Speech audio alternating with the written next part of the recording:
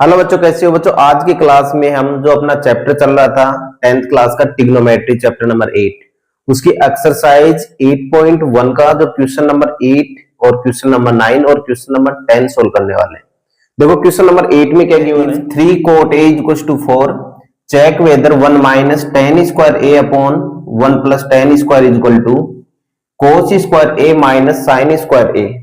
ये LHS और RHS part equal है या नहीं, ये हमें प्रूव करना है। देखो इसमें हम यहां से देखो सोल्व करते हैं इसको।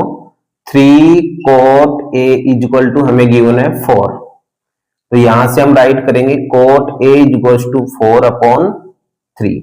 और आपको पता है cot होता है वो होता है बेस अपॉन परपेंडिकुलर, तो बेस की वैल्यू 4 है और परपेंडिकुलर क्या है 3। तो यहां से देखो पाइथागोरस थ्योरम अप्लाई करो। आप पाइथागोरस थ्योरम से आप हाइपोटेनियस फाइंड करो। इस ट्राइंगल देखो ए बी सी, ए को एक्यूट एंगल लेना है तो इसके सामने ये परपेंडिकुलर हो गया, ये बेस और ये हाइपोटेनियस। क्लियर। अब यहां से देखो बेस अपने पास 4, ये हो जाएगा 4k बेस, ये है अपने पास 4k और यहां से परपेंडिकुलर है अपने पास 3k, तो परपेंडिकुलर 3k। हमें इसमें हाइपोटेनियस फाइंड करना है। पाइथागोरस थ्योरम अप्लाई करेंगे तो by Pythagoras theorem, Pythagoras theorem से देखो H square equal to B square plus P square. यहां बी की वैल्यू अपने के पास है 4k, इसका होल स्क्वायर और परपेंडिकुलर है 3k, तो 3k का होल स्क्वायर। ये हो जाएगा 16k square plus 9k square, तो एच स्क्वायर इक्वल टू हो गया 25k स्क्वायर। एच में हम स्क्वायर हटाएंगे तो ये रूट हो जाएगा रूट 25k स्क्वायर, तो ये आएगा 5k। तो हाइपोटेनियस क्या हो गया 5k। अब देखो यहां से इसको सोल्व करेंगे तो 1 माइनस tan a, tan होता परपेंडिकुलर अपॉन बेस, तो ये हो जाएगा 3k अपॉन 4k, इसका whole square upon 1 plus 3k upon 4k का होल स्क्वायर इक्वल टू, इधर देखो cos है, cos होता है बेस अपॉन हाइपोटेनियस, तो बेस है 4k, हाइपोटेनियस है 5k, तो हो जाएगा 4k अपॉन 5k का होल स्क्वायर माइनस साइन होता परपेंडिकुलर अपॉन हाइपोटेनियस, तो 3k अपॉन 5k, तो ये हो गया 3k अपॉन 5k का होल स्क्वायर।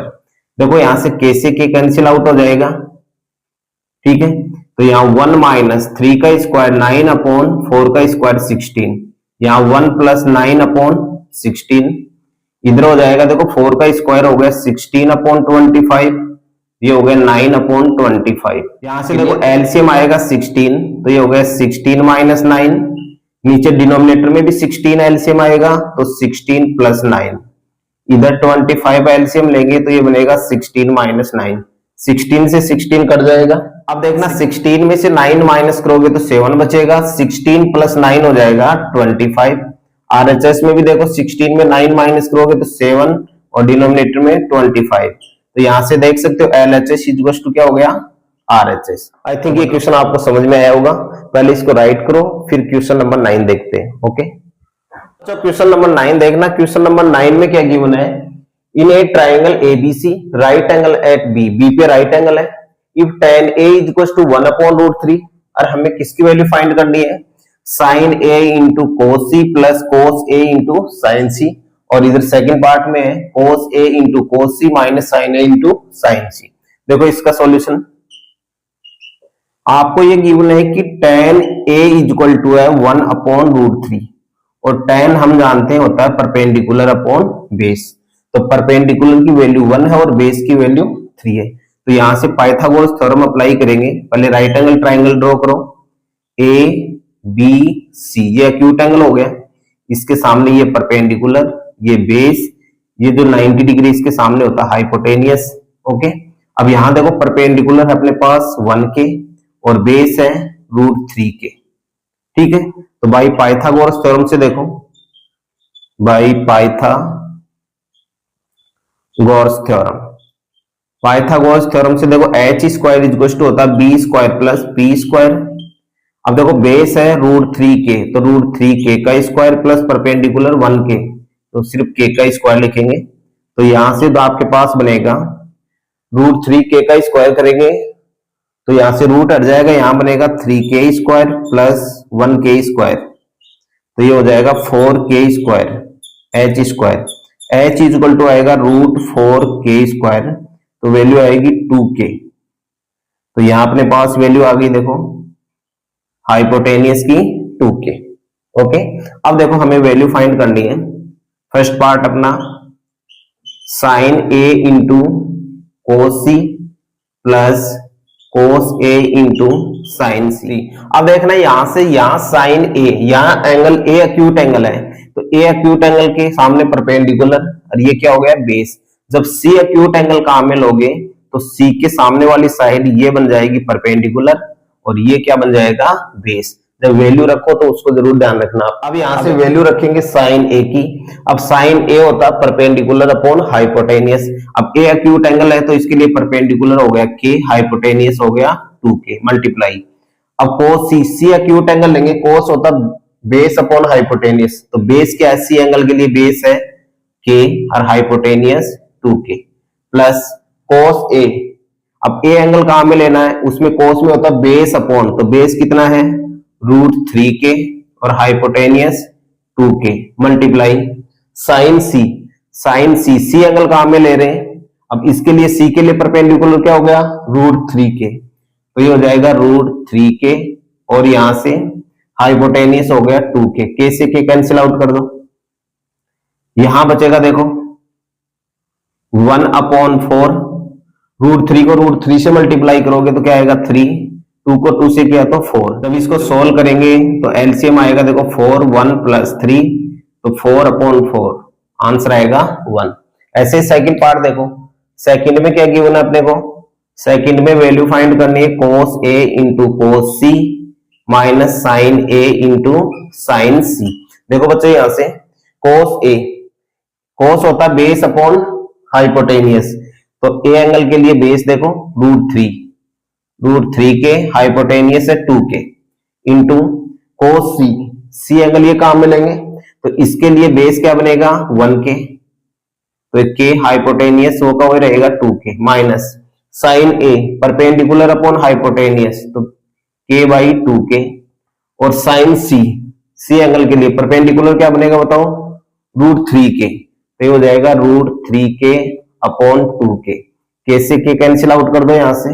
अब देखो यहां से √3 को 1 से मल्टीप्लाई करोगे तो √3, 2 को 2 से किया तो 4 माइनस √3 को 1 से करेंगे तो √3/4। देखो दोनों वैल्यू सेम है, ये पॉजिटिव में ये नेगेटिव में तो कट जाएगा, आंसर क्या आ जाएगा 0।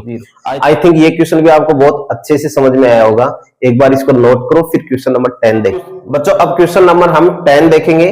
क्वेश्चन नंबर 10 में क्या गिवन है, in triangle PQR right angle at Q, जो राइट एंगल 90 डिग्री है वो Q पे है, और PR प्लस QR, देखो PR और QR ये दोनों साइड का सम गिवन है 25, और PQ गिवन है 5 सेंटीमीटर। हमें क्या डिटरमाइन करना है, साइन P, कोस P और tan P की वैल्यू।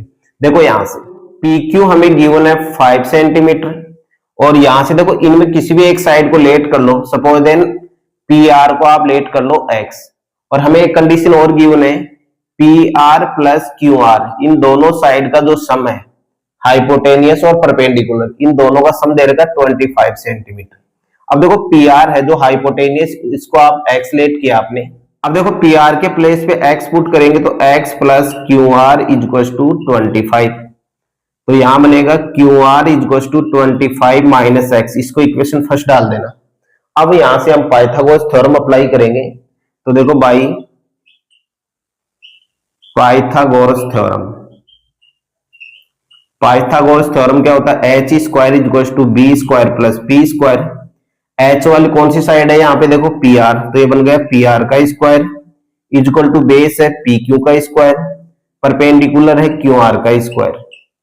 देखो PR जो साइड है उसको हमने क्या लेट किया है x, तो यहां कर दो x का स्क्वायर, PQ है वो गिवन अपने को 5, तो 5 का स्क्वायर, और QR है 25 माइनस x, तो 25 माइनस x का होल स्क्वायर।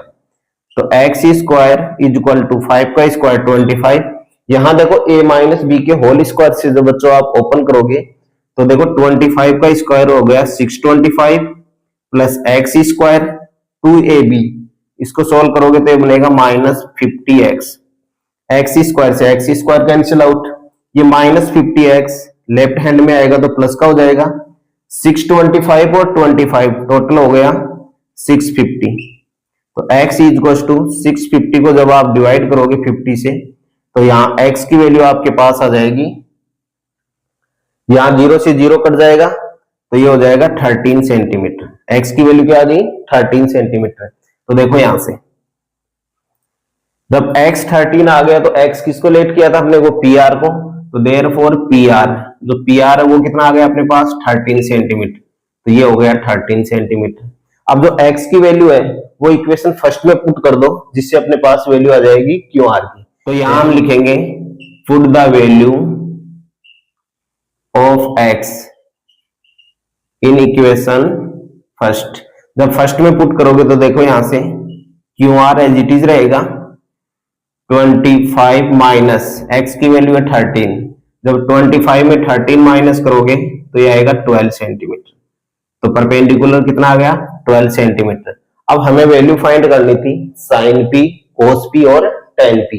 देखो साइन p होता है परपेंडिकुलर अपॉन हाइपोटेनियस, तो परपेंडिकुलर है आपके पास 12, हाइपोटेनियस है 13। ऐसे ही देखो cos p होगा बेस अपॉन हाइपोटेनियस, तो बेस है अपने पास देखो 5, हाइपोटेनियस है 13। एज इट इज हम tan p की वैल्यू फाइंड करेंगे तो परपेंडिकुलर अपॉन बेस, परपेंडिकुलर क्या है 12 और बेस कितना आपके पास 5। ओके, आई थिंक ये तीनों क्वेश्चन आपको बहुत अच्छे से समझ में आए होंगे और इस वीडियो को अपने फ्रेंड तक जरूर शेयर करना जिससे अदर और भी 10th क्लास के जो बच्चे हैं वो भी इसका बेनिफिट उठा सके। और नेक्स्ट क्लास में हम पढ़ेंगे एक्सरसाइज 8.2। ओके।